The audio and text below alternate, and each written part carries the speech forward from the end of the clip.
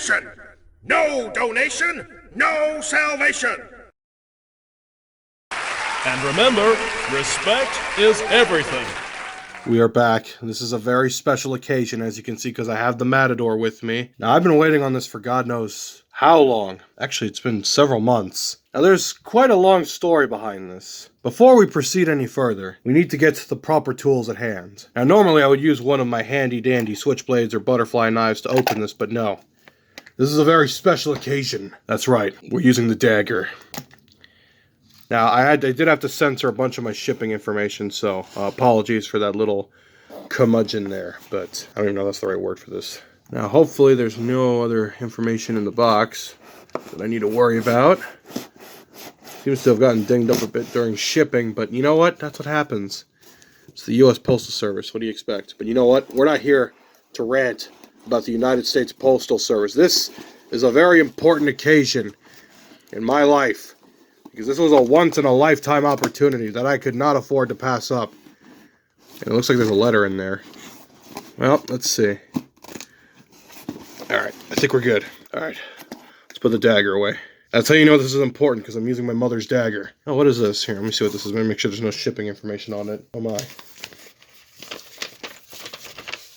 Oh my goodness, it's like a little certificate of authenticity. Thank you for your purchase from the Bricklin factory. Please keep your model out of direct sunlight. Resin models don't like the heat. Check out my website for more intro. Okay, oh, he left me a personal message. Let's read it together.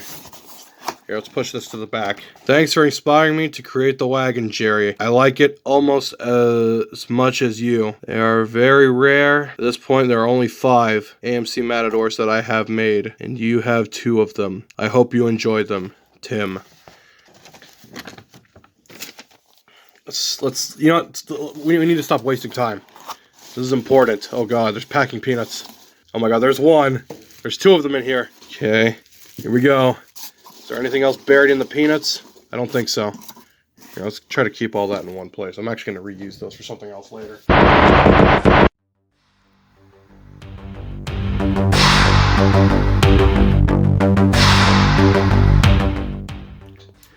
And we're back. So this is obviously a little later in the day because I won't deny. I had to re-record the second part of this video because I got very emotional, which was to be expected because for those wondering what this is, if you're familiar with my channel mascot, which is my actual real-life car, near the end of last year, I commissioned a resin artist to see if they can make me a model of my actual car because, well, he already made the sedan version. I asked him how much would it cost to make a wagon version, so we negotiated back and forth, and obviously, you know, this was very expensive, by the way. I just want to make that clear because this took a lot of time in development. But we negotiated a price back and forth, and eventually we settled on one, and the production finally started. So he already had the base car made. The part that I had him make was the back wagon and the rear taillights. Now, the actual rear of the car is actually an ambassador because, for those who don't know, the Amc Matador wagon is literally just an AMC Ambassador wagon with front Matador panels. So, I mean, if you're familiar with AMC, they were known for reusing stuff all the time because it was the 70s and it was cheaper that way. Yes, this was something that took months to produce because, obviously, I mean, even though he had most of the base car done, making this entire rear wagon cabin was, you know, I can only imagine. I mean, he did a very good job here, so I mean, the man is very talented with his hands, so, and I did save all the pictures, so I'll have a slideshow at the end of all the months and progress that this model had made up to this point, and I couldn't be any happier. I mean, what a way to remember your first car is to have a model of it. Absolutely beautiful. Just to have a basic representation of my car, it's heartwarming. And I've been depressed for the last few weeks. I won't lie. I've been in a very bad spot lately, and this was something I needed. I really needed this right now, so this couldn't have been timed any better when it showed up in my mailbox. I like the texture of the wheels, too. I like how the tires feel different than the actual gloss paint, which amazingly looks better than my actual car, if you've seen my actual car. But, I mean, hey, when you're talking about a display model, I mean, that is showroom worthy. But since we're here, I might as well compare it to some other models of the Matador. Here's the transforming version that I did a while back, who's been prowling around my channel, having his own little side adventures.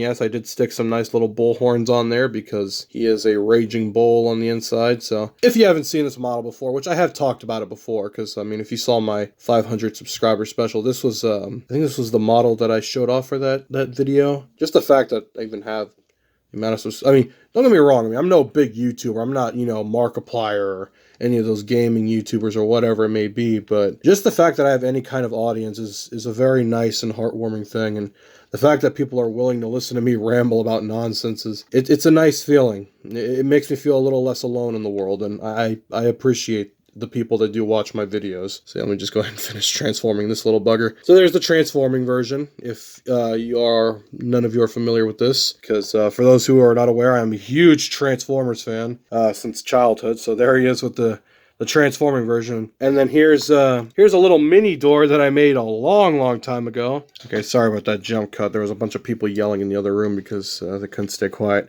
Here's my little mini door that I made a while back. Obviously this was just a sedan by Green Light that I glued this horrendous... Again, as you can see, I'm much more skilled with Legos than I am actual proper handwork, so forgive the gorilla nature of this model. So there's the mini door, and just as a bonus, here's the intro Matador from that video clip that I've been using as my intro for God knows how long.